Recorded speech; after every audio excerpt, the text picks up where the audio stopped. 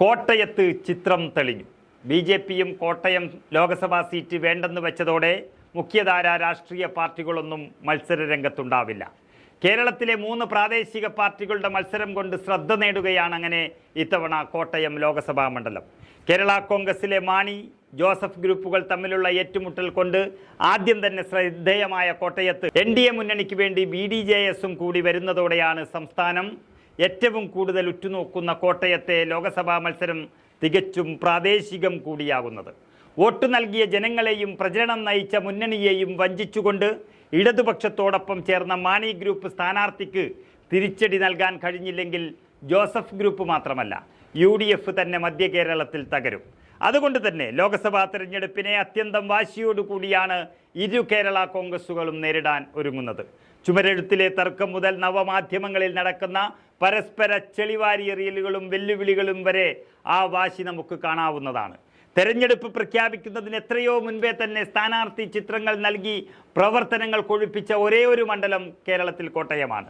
നിർണായക ഘട്ടത്തിൽ ജോസ് കെ മാണിക്കൊപ്പം പോയ ചാഴിക്കാടനെ വീഴ്ത്തേണ്ടത് അഭിമാന പ്രശ്നമായി എടുത്തിരിക്കുകയാണ് ജോസഫ് ഗ്രൂപ്പ്.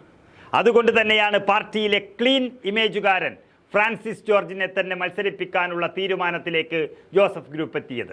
ഇരു കേരള കോൺഗ്രസുകളും ഔദ്യോഗികമായി സ്ഥാനാർത്ഥി പ്രഖ്യാപനം നടത്തിയിട്ടില്ല എങ്കിലും തോമസ് ചാഴിക്കാടനും ഫ്രാൻസിസ് ജോർജും കോട്ടയത്ത് വളരെ സജീവമായി കഴിഞ്ഞു. മുക്കിലും മൂലയിലും അവർ കയറിയിറങ്ങുകയാണ്. മണ്ഡലത്തിലെ പ്രമുഖരെ കണ്ടും ഘടകകക്ഷി നേതാക്കളുമായി കൂടിക്കാഴ്ച നടത്തിയും ചെറു ചടങ്ങുകളിൽ പങ്കെടുത്തുമെല്ലാം പ്രചരണത്തിൻ്റെ മുന്നൊരുക്കങ്ങളിലാണ് ഇരുവരും.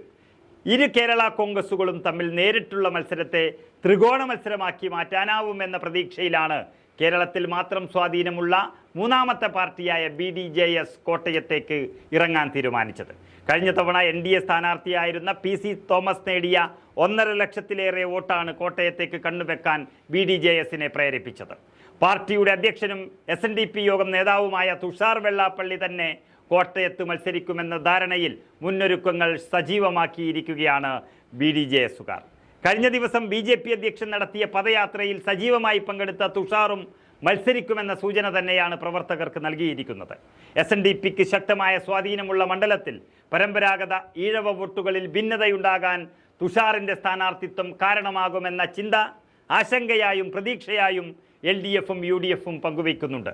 കേരളത്തിൽ മാത്രം വേരുകളുള്ള ഈ 3 പാർട്ടികൾ ദേശീയ പ്രാധാന്യമുള്ളൊരു തെരഞ്ഞെടുപ്പിൽ പരസ്പരം മത്സരിക്കുന്നതിൻ്റെ അപൂർവതയാണ് ഇത്തവണത്തെ കോട്ടയം പോരാട്ടത്തെ വ്യത്യസ്തമാക്കുന്നത്.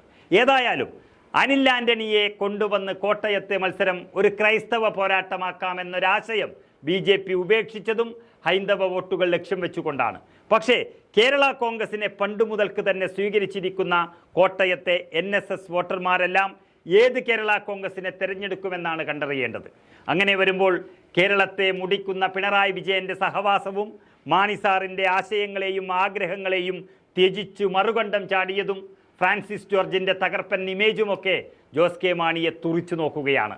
സ്ഥാനാർത്ഥികളെക്കുറിച്ചുള്ള ചിത്രങ്ങൾ വ്യക്തമായതോടെ കോട്ടയം ചില കടുത്ത തീരുമാനങ്ങളിലേക്ക് കടക്കുകയാണ്.